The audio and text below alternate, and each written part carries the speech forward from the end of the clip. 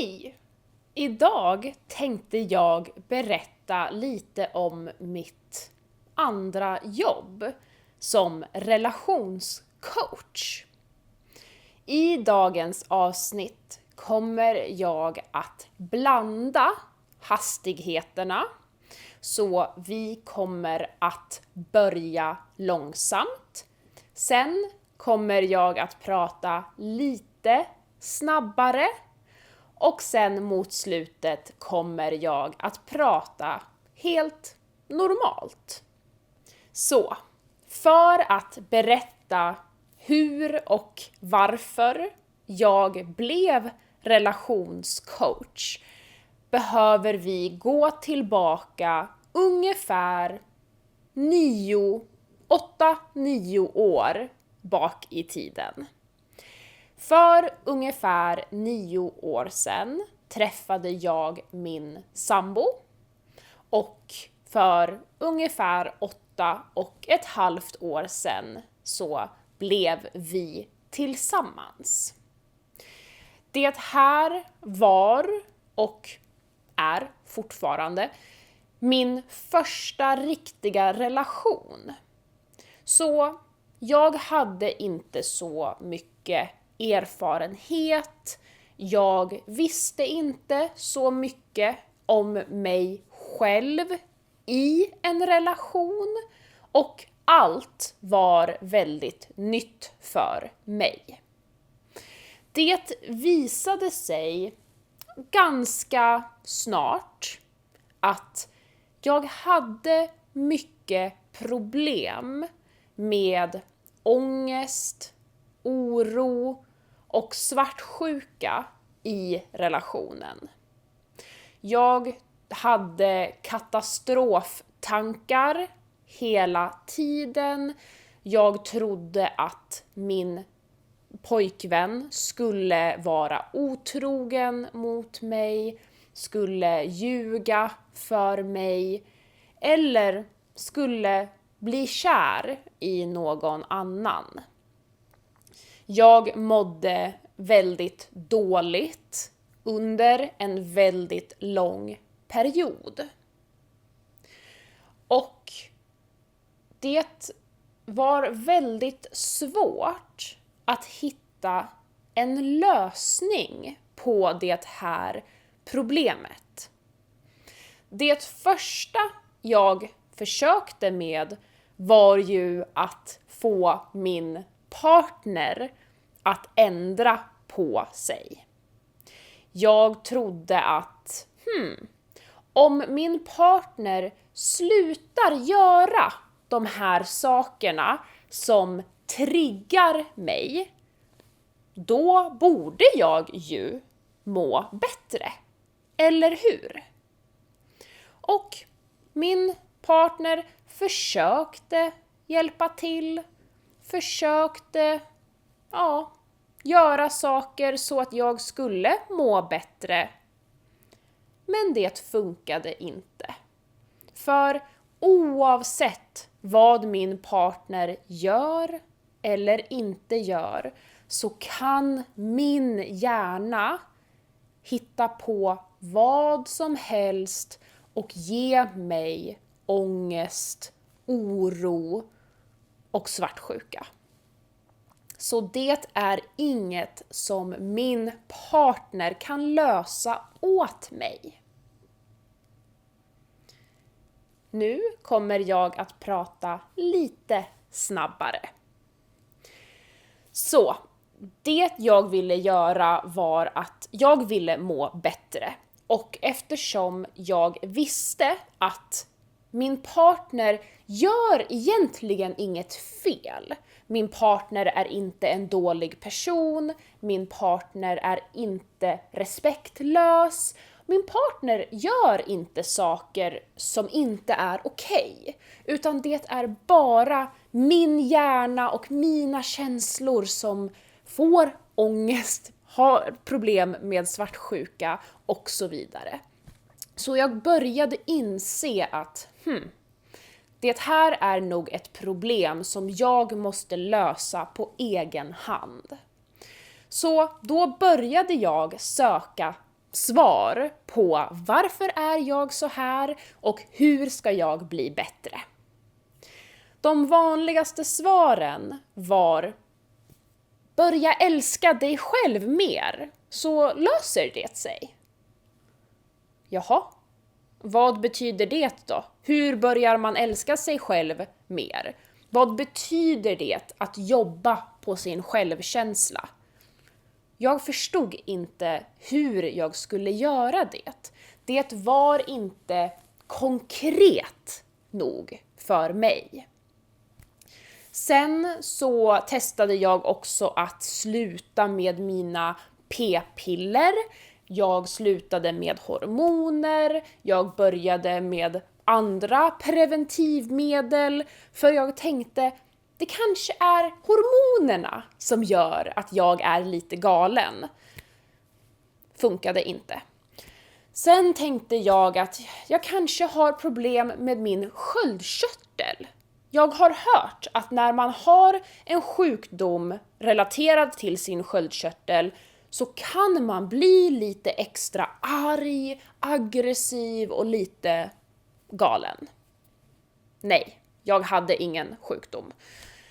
Sen så försökte jag att gå i terapi för att bli bättre. Jag gick i terapi i 2 omgångar för min ångest. Jag fick diagnosen generaliserat ångestsyndrom, vad det nu heter, GAD. Jag hade så mycket ångest och terapin hjälpte kanske lite.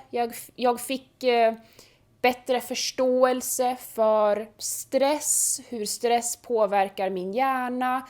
Jag började meditera för att kunna sova bättre. Så ja, det hjälpte lite med symptomen, men det gjorde ingenting för att lösa problemet. Så nu är vi alltså ungefär 5 år in i relationen och jag mår så dåligt. Inte på grund av min partner eller på grund av relationen, utan på grund av min egen hjärna. Och många tips där ute handlar också om att dumpa din partner. Gör slut med din partner. För om du mår dåligt, då måste det ju vara din partner som det är fel på. Eller kommunicera bättre. Men hur mycket jag än kommunicerade med min partner så var det ju inte hans jobb att lösa mina problem åt mig. Eller hur? För det enda sättet jag skulle kunna må bättre var om jag låste in min partner i en liten bur i källaren och slängde bort nyckeln. Då kan han ju inte vara otrogen mot mig. Det är ju helt orimligt att kontrollera sin partner på det sättet, såklart. Så jag ville hitta en lösning som gav mig makten att lösa mitt eget problem. Och nu kör vi på helt vanlig, naturlig svenska. Så en dag i november för några år sedan nu, jag tror att det var 2018 eller 2019, det var 2019 i november, så snubblade jag över The Life Coach School och Brooke Castillo. Och jag började lyssna på The Life Coach School podcast och redan efter att ha lyssnat på ungefär 10 avsnitt och börjat applicera vad jag lärde mig i den här podden så hade hela mitt tankesätt förändrats. Jag hade transformerat mitt eget liv, kände jag.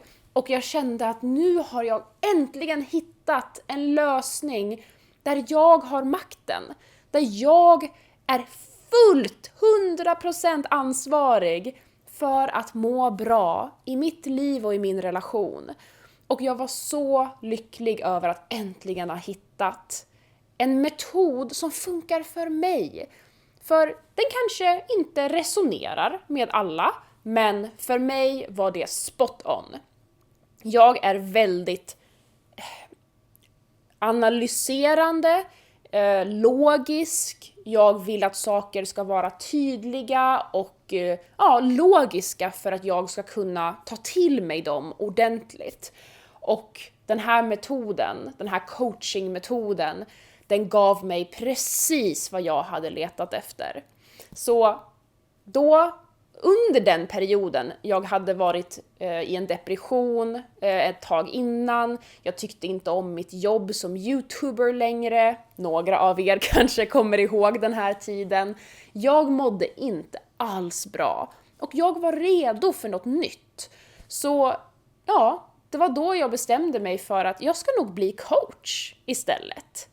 Och det är ganska roligt nu i efterhand att tänka att jag bestämde mig för att bli coach och gå coachutbildningen. Men jag hade inte en tanke på att jag skulle vara relationscoach. Det kom senare. Utan jag transformerade mitt eget liv. Jag använde de här verktygen för att må bättre i min relation. Och sen bestämde jag mig för att bli coach. Jag utbildade mig, jag fick min certifiering, jag började jobba som coach. Och sen så bara klickade det i min hjärna.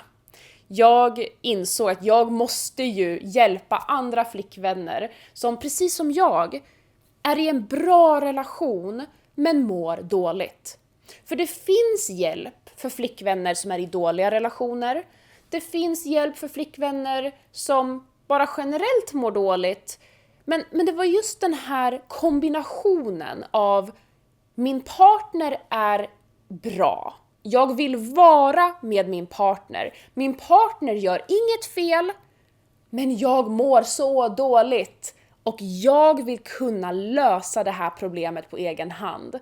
Och det är det jag hjälper mina klienter med idag. Och jag är så glad att jag får jobba med det och göra det. För det finns så många flickvänner och pojkvänner såklart. Men framförallt flickvänner över hela världen som har exakt det här problemet. Man mår dåligt trots att ens partner är fantastisk. Och de behöver också hjälp.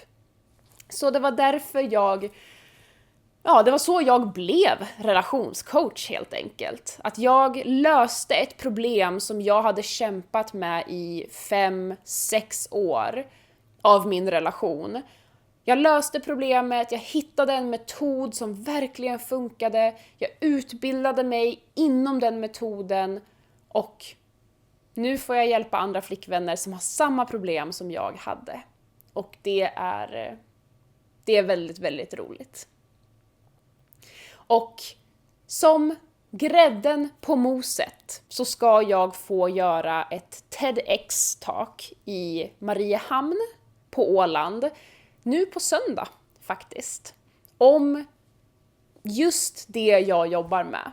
Att jag ska få prata om ett koncept som jag har utvecklat genom de klienter som jag har jobbat med, genom den coaching som jag har gjort, så har jag identifierat ett sätt att lära ut det här på som jag gör med mina klienter, som jag använder på mig själv och som jag nu ska få dela med hela världen i mitt TEDx-talk. Så om du vill titta på mitt TEDx-talk när det kommer ut så kommer jag att lägga upp länkar och allt sånt så att ni kan se det i efterhand. Men jag ska hålla själva talet nu på söndag. Så önska mig lycka till! Jag tror det kommer gå superbra. Tusen tack för att ni har tittat på den här videon. Jag hoppas att den har varit hjälpsam. Och berätta i kommentarerna. Är det bra att jag byter hastighet lite under videons gång? Eller föredrar du att det är samma hastighet i hela videon?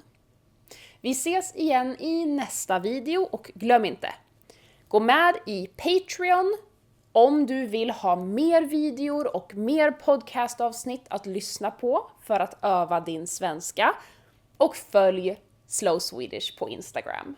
Länk till båda finns i beskrivningen. Hej då!